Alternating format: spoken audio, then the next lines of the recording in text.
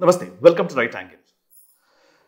గత నెలన్నరగా నేను right angle ద్వారా నా అనాలిసిస్ని మీ ముందుకు తెచ్చే అవకాశం లేకుండా పోయింది. ఎందుకంటే నాకు కొన్ని క్రిటికల్ సర్జరీ జరగడం వల్ల హెల్త్ రీజన్స్ తోటి నేను ఒక 1.5 month పూర్తిగా ఇంటికే పరిమితమై రెస్ట్ తీసుకున్నాను. So now I'm back to normalcy. నిజానికి అనేక పరిణామాలు ఈ నెల రోజుల్లో జరుగుతున్న పరిణామాలు చూస్తూ ఒక రకంగా చెప్పాలంటే అనేక విషయాల్ని ఇంకాస్త లోతైన అధ్యయనం చేసిన తర్వాత కొత్త ఆలోచనల్ని లేదా జాతీయవాద సమూహానికి శక్తినిచ్చే అనేక అంశాల్ని, విదేశీ కుట్రల్ని లేదా స్వదేశంలోని విదేశీ కుట్రల్లో పాల్గొంటున్నటువంటి వ్యక్తుల కుట్రల్ని పటాపంచలు చేసే విధంగా ఒక రీలోడెడ్ రైట్ యాంగిల్తో మీ ముందుకు రాబోతున్నాను. ఇవాళ నేను మీ ముందుంచే అంశం ఏంటంటే, ప్రస్తుతం ఒక నెల రోజుల నుంచి పరిణామాలు చూస్తుంటే ఆయా ప్రాంతాల్లో ఒక అనిశ్చిత వాతావరణాన్ని క్రియేట్ చేయడానికి ప్రయత్నాలు అయితే గట్టిగా జరుగుతూ ఉన్నాయి. ముఖ్యంగా నేపాల్లో జెన్జీ ప్రొటెస్ట్ రావడము అండ్ జెన్జీ పేరిట జరిగినటువంటి ఒక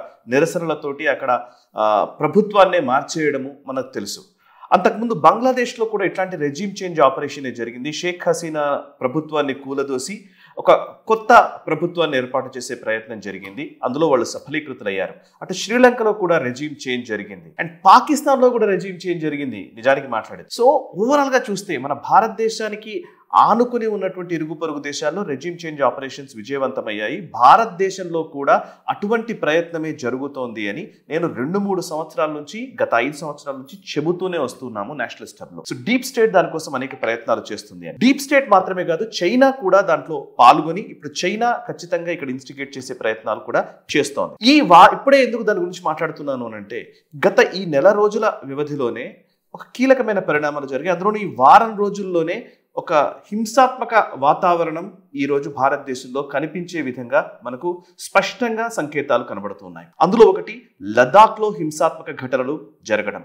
లదాఖ్కి రాష్ట్రంగా దాన్ని గుర్తించాలి అండ్ యూనియన్ టెరిటరీగా ఉండకూడదు అని గతంలో యూనియన్ టెరిటరీ కోసం అనేక మంది పోరాటాలు చేశారు. నిజానికి కాశ్మీర్లో ఉన్నప్పుడు జమ్మూ కాశ్మీర్ స్టేట్లో అంతర్భాగంగా ఉన్న లదాఖ్ని యూనియన్ టెరిటరీ చేయాలని చాలా మంది చెప్పారు. ఇప్పుడు యూనియన్ టెరిటరీ చేసిన తర్వాత ఇప్పుడు దాన్ని ప్రత్యేక రాష్ట్రంగా చేయాలని ఇంకో డిమాండ్ ని ముందుకు తీసుకొచ్చారు. నిజానికి లదాఖ్ అనేది బార్డర్ ఏరియాలో ఉంటున్నది. అక్కడ చైనా మొన్నటి గల్వాన్ క్లాష్ ఏదైతే గల్వాన్లో చైనా యుద్ధ వాతావరణాన్ని క్రియేట్ చేసిందో, కల్నల్ సంతోష్ బాబుని హతమార్చిందో, పొట్టన పెట్టుకుందో, సో అక్కడ లదాఖ్ రీజియన్ చాలా ఇంపార్టెంట్ రీజియన్. సో ఆ రీజియన్ లో సైనిక చర్య ద్వారా ఆ ప్రాంతాన్ని కబళించాలని చైనా ప్రయత్నం చేసింది.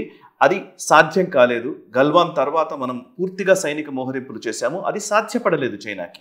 ఇప్పుడు కొత్తగా ఈ సోనం వాంగ్చుక్ అనే ఒక రామన్ మెగసెసే అవార్డు వచ్చింది అతనికి. ఆయన ఎన్విరాన్మెంటలిస్ట్ పేరిట, అంటే ఒక పర్యావరణవేత్త పేరిట ఉన్నటువంటి వ్యక్తి తనని ముందు పెట్టి ఒక పోస్టర్ బాయ్గా తనను పెట్టి అక్కడ ఒక అలజడి వాతావరణాన్ని క్రియేట్ చేస్తోంది అనేది నేను ఇంతకుముందు నేషనలిస్ట్ హబ్లో 1-2 సార్లు చెప్పాము అండ్ ఇప్పుడు మళ్ళీ ప్రస్తావిస్తూ ఉన్నాను. సో సోనం వాంగ్చుక్ని పోస్టర్ బాయ్గా పెట్టి అక్కడ నిరసనలు జరుగుతున్నాయి. లదాఖ్ ప్రత్యేక రాష్ట్రంగా అది గుర్తించాలనే డిమాండ్తో 2-3 అక్కడ ఆమరణ నిరాహార దీక్షలకు పూనుకున్నారు గత నెల రోజుల వ్యవధిలో. అయితే కేంద్ర ప్రభుత్వం వాళ్ళతో చర్చలకు సుముఖత వ్యక్తం చేస్తోంది అండ్ నిజానికి లదాఖ్ ప్రయోజనాల్ని కాపాడే విధంగానే సెంట్రల్ గవర్నమెంట్ అనేక పథకాల్ని, అనేక రకాల ప్రయత్నాల్ని చేస్తూ వస్తోంది. నేను కూడా చాలాసార్లు వాటి గురించి మాట్లాడాను. బట్ ఇప్పుడు ఎందుకు ఇది జరుగుతోంది అని అంటే, నిన్న లదాఖ్లోని భారతీయ జనతా పార్టీ కార్యాలయాన్ని నిప్పంటించారు కార్యాలయానికి. ఆ నిప్పంటించింది ఎవరు అనే అంశానికి వస్తే, అక్కడ కాంగ్రెస్ పార్టీకి సంబంధించిన ఒక నాయకుడు దీనికి సంబంధించి ఒక స్టేట్మెంట్ కూడా ఇచ్చారు. ఆయన పేరేంటంటే స్మాన్లా డార్జై నోర్బు, కాంగ్రెస్ కౌన్సిలర్ తను. ఇతను ఇచ్చిన స్టేట్మెంట్ నేను చదువుతున్నాను. ఇది September 23rd రోజు ఇచ్చిన స్టేట్మెంట్. నిన్న అక్కడ ఆఫీస్ని తగలబెట్టడం జరిగింది. సో September 23rd రోజు ఇచ్చిన ఆయన స్టేట్మెంట్ ఏంటంటే, you may deploy thousands or even lakhs of CRPF and register any FIRs under any sections of law against me, but I will still go to that BJP office. I will lead the stone pelting. I will enter their office and throw stones at them. ఇది ఒక కాంగ్రెస్ నాయకుడు ఇచ్చిన statement. ఇచ్చిన next డేనే BJP office తగలబట్టారు. దాంట్లో ఆ particular ఘటన జరిగినప్పుడు ఆయన అక్కడే ఉన్నాడు.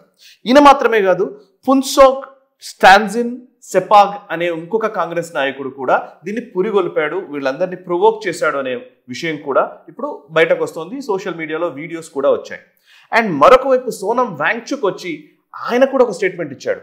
అరబ్ స్ప్రింగ్ తరహాలో ఇక్కడ నిరసనలు జరగబోతున్నాయని చెప్పాడు. అరబ్ స్ప్రింగ్ అంటే మీకు తెలుసు అనుకుంటాను. అరబ్ స్ప్రింగ్ అనేది ట్యునీషియాలో మొదలై ఈజిప్ట్, లిబియా, లేకపోతే అనేక మిడిల్ ఈస్ట్, ముఖ్యంగా వెస్ట్ ఏషియాలోని గల్ఫ్ రీజియన్లోని అరబ్ కంట్రీస్కి సంబంధించినటువంటి ప్లేసెస్లో డెమోక్రసీని స్థాపించాలి, ప్రజాస్వామ్యాన్ని స్థాపించాలని అక్కడున్న రాచరిక పాలనకు వ్యతిరేకంగా పోరాటాలు జరిగాయి. సో దాంట్లో విజయం సాధించారు. అరబ్ స్ప్రింగ్ అనేది ఆ పోరాటాలు డెమోక్రసీని స్థాపించడం కోసం చేసే ఒక పోరాటానికి సంకేతంగా చెప్తూ ఉంటారు. బట్ అరబ్ స్ప్రింగ్ డెమోక్రసీ కోసం ఆటోక్రటిక్ గవర్నమెంట్లో చేసింది. కానీ నిజంగా భారతదేశంలో డెమోక్రసీయే ఉంది. ప్రజలు, కొన్ని కోట్ల మంది ప్రజలు ఎన్నుకున్నటువంటి ప్రభుత్వం ఈరోజు ఉంది. అండ్ ప్రభుత్వము అండ్ దానికి సంబంధించిన పాలనా యంత్రాంగము ఇవన్నీ చాలా స్పష్టంగా ఇక్కడ నడుస్తున్నప్పుడు ఇక్కడ అరబ్ స్ప్రింగ్ లాంటి ఒక నిరసనలు తీసుకొస్తాము అని చెప్పడం దేనికి సంకేతం? ఇది సోనం వాంగ్చుక్ చెప్పిన మాట. అందుకే ఈ అన్ని పరిణామాలను చూసే లెఫ్టినెంట్ గవర్నర్ లదాఖ్కి సంబంధించి లెఫ్టినెంట్ గవర్నర్ కవిందర్ గుప్తా ఇది విదేశీ కుట్ర అని అభివర్ణించారు. అండ్ విదేశీ కుట్రలో భాగంగానే ఇది జరుగుతుందని ఆయన చెప్పారు.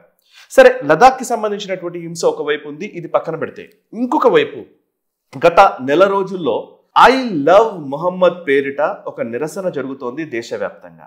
ఎవరికి తెలియకుండా అక్కడక్కడ, అంటే చెప్పాలంటే ఇది కాన్పూర్లో మొదలైంది, ఉత్తరప్రదేశ్లో అండ్ ఉత్తరాఖండ్లో, మహారాష్ట్రలో, అక్కడికి తెలంగాణలో కూడా ఈ ఐ లవ్ మొహమ్మద్ పేరిట ఒక ప్రొటెస్ట్ని ఒక సోషల్ మీడియాలో ఆ హ్యాష్ ట్యాగ్ని పెట్టి ప్రచారం చేయడం కావచ్చు, దాన్నే అదే పనిగా ప్రచారంలోకి తీసుకురావడం కావచ్చు, ఇవన్నీ చేస్తూ ఉన్నారు. ఎందుకు చేస్తున్నారు ఏంటి అని అడిగితే కనుక దాంట్లో ఒక క్రోనాలజీ ఉంది. ఇది యాక్చువల్లీ September 4th రోజున కాన్పూర్లో మొదట ఐ లవ్ మొహమ్మద్ అనే ఒక బ్యానర్ వెలిసింది అండ్ ఒక నిరసనలో భాగంగా. ఆ తర్వాత ఒక పోస్టర్ రిలీజ్ చేశారు, దాన్ని ఎవరో చించివేశారు అనేది వచ్చింది, కాన్పూర్లో జరిగింది. అండ్ September 9th రోజు కొంతమంది మీద FIR నమోదు చేశారు పోలీసులు. అండ్ September 9th వచ్చేసరికి ఉన్నావ్కి కూడా ఇది పాకింది, ఉన్నావ్లో ఇదే జరిగింది. అండ్ September 9th రోజు మహారాజ్ గంజ్లో కూడా ఇటువంటి తరహా ప్రదర్శనలు నిర్వహించారు. అండ్ కౌశాంబీలో కూడా అటువంటి తరహా ప్రదర్శనలు నిర్వహించారు. లక్నోకు పాకింది, నాగ్పూర్లో ఇట్లాంటిది ఒకటి జరిగింది మహారాష్ట్రలో. అండ్ ఇంకోవైపు కాశీపూర్, ఉత్తరాఖండ్లో కూడా ఇట్లాంటిదే జరిగింది. అండ్ నేషనల్ లెవెల్ మొత్తం ఓవరాల్గా దేశవ్యాప్తంగా చూస్తే తెలంగాణలో కావచ్చు, మహారాష్ట్రలో కావచ్చు, ఆయా ప్రాంతాల్లో ఐ లవ్ మొహమ్మద్ అనే ఒక అంశాన్ని ప్రచారంలోకి తీసుకొచ్చే ప్రయత్నం చేస్తున్నారు. అసలు ఎందుకు ఈ ప్రచారం తీసుకొస్తున్నారు అనే ఒక మేజర్ క్వశ్చన్ ఒకవైపు ఉంది. ఇంకోవైపు దీనికి కౌంటర్గా ఐ లవ్ మహాదేవ్ అని, హర హర్ మహాదేవ్ అని కొంతమంది కూడా ప్రచారం చేస్తూ ఉన్నారు. సో ఈ నేపథ్యంలో అసలు ఐ లవ్ మహమ్మద్ అంటే పెడితే తప్పేంటి అని అనుకోవచ్చు. తప్పేం లేదు, నిజానికి దాంట్లో తప్పేమీ లేదు. కానీ దీని వెనకాల ఉన్న ఒక కుట్ర కోణం ఏమైనా ఉందా అనే ఒక చర్చ కూడా నడుస్తుంది. ఎందుకంటే మహమ్మద్ అనే పేరునే ఎందుకు పెట్టారు ఐ లవ్ మహమ్మద్ అని అంటే కనుక, నిజానికి ఎవరైనా ఈ ప్రచారం చేసినప్పుడు, ఈ ఐ లవ్ మహమ్మద్ అనే ఒక ప్రచారంలోకి తీసుకొచ్చినప్పుడు ఎవరో తెలియని వాళ్ళు అపోనెంట్ వర్గం నుంచో లేకపోతే ఇంకో వర్గం నుంచో అగెయిన్స్ట్గా, మొహమ్మద్ ప్రాఫెట్కి అగెయిన్స్ట్గా ఎవరైనా ఏదైనా మాట్లాడారనుకోండి, ఆ మాట్లాడిన దాన్ని బేస్ చేసుకుని మళ్ళీ ఒక పెద్ద అన్రెస్ట్ వాతావరణాన్ని క్రియేట్ చేయాలనుకుంటున్నారా అనే ప్రశ్న కూడా ఉంది. ఎందుకంటే నూపూర్ శర్మ కేసు మనకు తెలుసు, నూపూర్ శర్మ చేసిన వ్యాఖ్యకి ఎంత తీవ్రమైన పరిణామాలు వచ్చాయో మనకు తెలుసు. అండ్ మరొక వైపు సర్ తన్సే జుదా అని అనేక నిరసనల్లో ఆ మాట పదే పదే మాట్లాడుతూనే ఉన్నారు కొంతమంది ముస్లిం సమాజానికి సంబంధించినటువంటి వ్యక్తులు. సో ఈ నేపథ్యంలో ఇది దేశవ్యాప్తంగా తీసుకొచ్చి ఎక్కడో ఒక చోట అగ్గి రాజేస్తే అది దేశమంతా కూడా దావాననంలా వ్యాపిస్తుంది అని ఈ కుట్రకు తెరతీశారా అనే చర్చ కూడా కనపడుతోంది. ఇంకొక వైపు ఇదే సమయంలో సిపిఎంకి సంబంధించినటువంటి కీలకమైన నాయక గణం ఒక డెలిగేషన్ లాగా చైనాకి వెళ్ళారు. అధికారికంగానే చైనా నుంచి వచ్చినటువంటి ఇన్విటేషన్ని బేస్ చేసుకుని మేము వెళుతున్నామని వాళ్ళు ప్రకటించారు. And CPM general secretary MA Baby, అదేవిధంగా politburo members Mohammed Salim, అదేవిధంగా జితేంద్ర చౌదరి, అరుణ్ కుమార్ సహా central committee members Hemalatha, Sujatha వీళ్ళందరూ డెలిగేషన్గా సిపిఎం పార్టీ, భారత సిపిఎం పార్టీ నాయకులు, కీలక నాయకులు, ముఖ్యమైన నాయకులు చైనాలో వారం రోజులు పర్యటించబోతున్నారు అఫీషియల్గా. చైనా సిసిపి తోటి ఇక్కడున్న సిపిఎంకి ఉన్న సంబంధాల గురించి మనకు తెలిసిందే. చైనా చైర్మనే మా చైర్మన్ అని గతంలో మాట్లాడిన కమ్యూనిస్టులు మనకు తెలుసు. సో ఇప్పుడు చైనాకి ఎందుకు వెళ్లాల్సి వచ్చింది, వీళ్ళ మీటింగ్ ఎజెండా ఏంటి, దీంట్లో వచ్చే అవుట్కమ్ని ఎలా అర్థం చేసుకోవాలి, ఇదొక అంశం ఉంది. ఇక లాస్ట్ అంశం ఏంటంటే టిబెట్కి సంబంధించినటువంటి, టిబెట్ గవర్నమెంట్ ఇన్ ఎగ్జైల్ అంటారు. అంటే దలైలామా టిబెట్ నుంచి భారతదేశానికి వచ్చి ఆశ్రయం పొందారు. ఇక్కడ ఆయన టిబెట్ గవర్నమెంట్ ఇక్కడ నుంచే నేను నడుపుతాను అని ఎగ్జైల్లో ఉంటూనే గవర్నమెంట్ అని చెప్పేసి ఆయన ప్రకటించారు. అది మనకు తెలుసు. టిబెట్ గవర్నమెంట్ ఇన్ ఎగ్జైల్కి సంబంధించినటువంటి ఒక కీలక నాయకుడు లాబ్సాంగ్ సంగే అనే వ్యక్తి ఒక జాతీయ ఛానల్కి ఇచ్చిన ఇంటర్వ్యూలో కీలక వ్యాఖ్య చేశారు. ఆయన ఏమన్నారంటే, చైనాకి సంబంధించినటువంటి కీలక నాయకులందరూ కూడా, చైనా ప్రభుత్వము భారతదేశంలోని ముఖ్య పొలిటికల్ లీడర్స్ తోటి, రాజకీయ నాయకులతోటి, అదేవిధంగా అటు ఎన్జిఓలతోటి లేకపోతే అధికారులతోటి వీళ్ళందరితోటి చర్చలు జరుపుతూ ఉన్నారు. వాళ్ళు ఆల్రెడీ నిధులు కూడా ఇక్కడ ఇవ్వడానికి సిద్ధమైపోయారు. ఆల్రెడీ కొంత నిధులు కూడా వచ్చేసాయి. భారతదేశంలో ప్రభుత్వ మార్పిడి కోసం ప్రయత్నాలు జరుగుతున్నాయని ఆయన ఒక స్టేట్మెంట్ ఇచ్చారు నిన్నగాక మొన్న. సో అంటే ఇవన్నీ చూస్తూ ఉంటే ఒకవైపు ఐ లవ్ మహమ్మద్ అనే ఒక ప్రొటెస్ట్ కొత్త పేరిట ఒకటి తెరపైకి వచ్చింది. ఇంకోవైపు లదాఖ్లో, ముఖ్యంగా బార్డర్ రీజియన్లో ఉన్నటువంటి లదాఖ్లో పరిస్థితి ఒక అస్థిర వాతావరణం నెలకొంది. ఇంకోవైపు రాహుల్ గాంధీ జెన్జీ ప్రొటెస్ట్ల గురించి మాట్లాడుతున్నారు.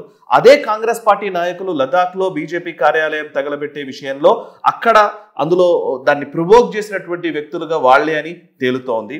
ఇంకోవైపు దేశవ్యాప్తంగా కూడా ఒక అస్థిర వాతావరణాన్ని క్రియేట్ చేసి ఒక రెజీమ్ చేంజ్ కోసం ప్రయత్నం చేస్తున్నారా అనే ఒక క్వశ్చన్ చాలా సీరియస్గా వినిపిస్తోంది. ఈ టైంలో భారతీయ జనతా పార్టీలో లేదా ఆర్ఎస్ఎస్లో లేకపోతే ఇందులో ఉన్నటువంటి తారతమ్య భేదాలు లేకపోతే అభిప్రాయ భేదాలు ఏవైనా ఉంటే వాటన్నింటినీ పక్కన పెట్టి నిజానికి జాతీయవాద సమూహం అంతా ఏకమవ్వాల్సిన సందర్భం అయితే ఖచ్చితంగా వచ్చింది. సో జాగ్రత్తగా జరుగుతున్న పరిణామాల్ని అబ్జర్వ్ చేసి తదనుగుణంగానే మన చర్యలు ఉండాలనేది నా విజ్ఞప్తి. అండ్ ఈ వీడియోని 10 మందికి షేర్ చేయండి. ఎందుకంటే చాలా వరకు మనకు కనిపించే హెడ్లైన్స్లో ఈ వార్తలు ఉండవు. అండ్ హెడ్లైన్స్ వెనకాల బియాండ్ హెడ్లైన్స్ ఆలోచిస్తేనే, డాట్స్ని కనెక్ట్ చేస్తేనే కానీ ఈ విషయాలు మనకు అర్థమవుతూ ఉంటాయి. సో దీన్ని ఎక్కువ మందికి చేరవేసే ప్రయత్నం చేయండి. ముఖ్యంగా జాతీయవాదులందరూ దీన్ని తెలుసుకునే ప్రయత్నం చేయండి, తెలియజేసే ప్రయత్నం చేయండి. ఈ వీడియోను లైక్ చేయండి, 10 మందికి షేర్ చేయండి. మీ కమెంట్స్ ద్వారా మీ అభిప్రాయాన్ని మాతో పంచుకోండి. మనసా వాచా కర్మణ, దేశహితం కోసం నేషనలిస్ట్ హబ్. ఈ వీడియో మీకు నచ్చినట్టయితే లైక్ చేయండి, 10 మందికి షేర్ చేయండి. అలాగే కామెంట్ల రూపంలో మీ అభిప్రాయాలను మాతో పంచుకోండి. Nationalist hub group of channels ను సబ్స్క్రైబ్ చేసుకుని తెలుగునాట జాతీయవాద జర్నలిజాన్ని ప్రోత్సహించండి. ఈ వీడియో కింద ఉన్న బెల్ ఐకాన్ పై క్లిక్ చేయడం మర్చిపోవద్దు.